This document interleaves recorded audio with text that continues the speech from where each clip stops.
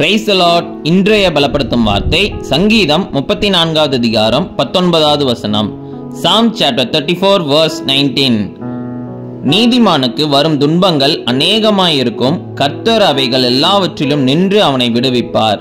Many are the afflictions of the righteous, but the Lord delivers him out of them all. ஹல்லேலூயா. நீதியான காரியங்கள் செய்கின்ற பொழுது, உண்மையாக வாழ்கின்ற பொழுது அநேக மனுஷங்க தேவையில்லாத காரியங்களை நமக்கு எதிராக செய்வாங்க. அதனால சில துன்பமான காரியங்களை நம்ம சந்திக்க கூடும். அதனால இன்றைக்கு நீங்க துக்கப்பட்டு கொண்டு இருக்கலாம். இன்றைக்கு கர்த்தர் சொல்லுகிறார், நீங்க துக்கப்பட்டு இருக்கிற அந்த காரியத்திலிருந்து உங்களுக்கு ஒரு விடுதலை தருவேன் என்று வாக்கு பண்ணுகிறார்.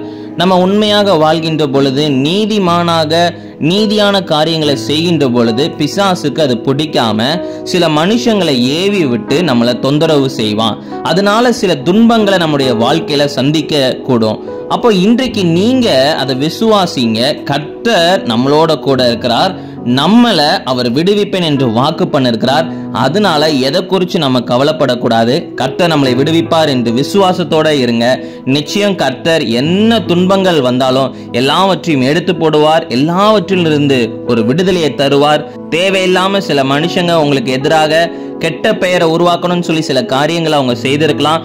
கர்த்தர் அதிலிருந்தும் உங்களுக்கு ஒரு விடுதலையை கொடுத்து அதுல உங்களுக்கு எந்த ஒரு பிரச்சனையும் வராதபடி உண்மையை வெளிப்படுத்துவார். ஹல்லேலூயா. அதனால சோர்ந்து போகாதீங்க. கர்த்தர் நிச்சயம் உங்களுக்கு உதவி செய்வார், விடுதலை தருவார். உங்களுக்கு எதிராக செயல்படுகிற எல்லாரையும் கர்த்தர் அந்த இடத்துல இருந்து விலக்கி வைத்து உங்களை பாதுகாத்து உங்களை சந்தோஷமாக வாழ வைப்பார். நம்ம எல்லாரும் கண்களை மூடி ஜெபிக்கலாம். எங்களை நேசிக்கிற நல்ல தகப்பனே, ஆண்டவரே சபா, பிள்ளைங்களுக்கு எதிராக அநேக காரியங்களை மனுஷங்க செய்யறாங்க. சில துன்பங்கள் ஆண்டவரே பிள்ளைங்க வாழ்க்கையில ஏற்படுகின்றது. ஆண்டவரே நீங்க பிள்ளைங்களை ஆண்டவரே அதுல இருந்து விடுதலை பண்ணுங்க.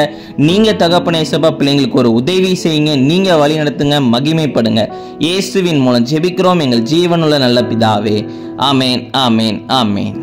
சோர்ந்து போகாதீங்க. கர்த்தர் நிச்சயம் இந்த சூழ்நிலையிலிருந்து உங்களை விடுவிப்பார். தொடர்ந்து நீதியான காரியங்களை செய்யுங்க. கர்த்தர் உங்களை ஆசீர்வதிப்பார்.